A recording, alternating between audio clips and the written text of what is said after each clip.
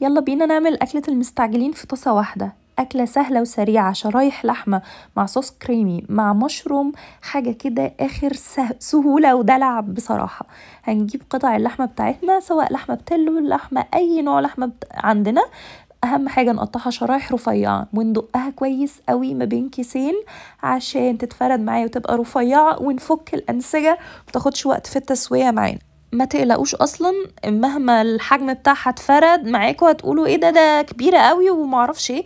عايزه اقول لكم كل الكلام ده هيكش خالص وهيصغر خالص.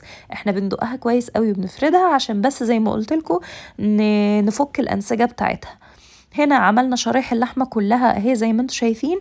انا بستخدم التوابل بتاعه السلطنه، خلطة المشويات. عايزة اقول لكم احلى خلطة ممكن تجربوها لاي حاجة مشوية سواء لحمة او فراخ براحتكم. تحفة، بتديني طعم الشوي وحاجة كده سهولة يعني وسرعة رهيبة. ما عملتش حاجة غير ان انا جبت الجريل بتاعي، سخنته، حطيت فيه زبدة وزيت، وبدأت انزل عليه شرايح اللحمة. زي ما انتم شايفين اللحمة هي كشت خالص.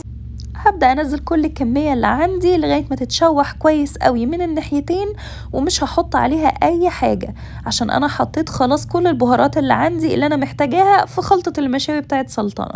هنقلب اللحمة على الوشين زي ما انتم شايفين كده. كل ما الحجم بتاعها يقل اقوم مزودة قطعة اهو لغاية ما تاخد كمية اللحمة بتاعتي كلها عادي. يعني مش هحتاج ان انا ازود حاجة.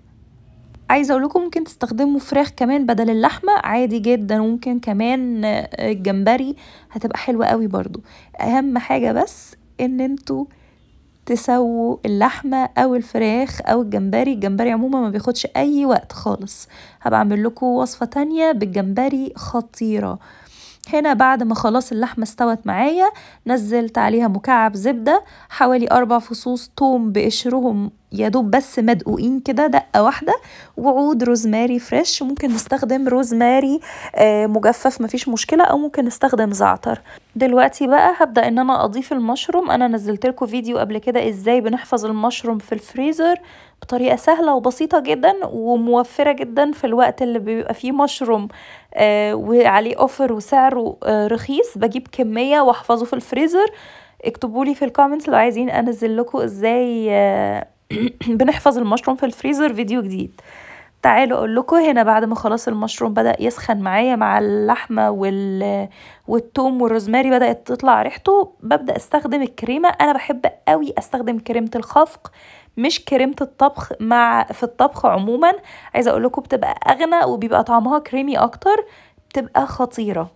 استنوا كمان فيديو اقول لكم على اختراع وتركاية حلوة قوي نحفظ بيها كريمة من غير ما تبوظ عندنا، وبتفضل عندنا مدة طويلة قوي لوقت ما نحتاجها ونبقى محتاجين كريمة ومحناش لاقيين، او الكريمة غالية او اي حاجة. بعد ما ضفت الكريمة مفيش، يا دوب بس هسيبها ان هي تغلي غلوة واحدة بس، وهبدأ اقدم اللحمة بتاعتي مع رز ابيض وبالهنا والشفا. يا رب يكون الفيديو عجبكم.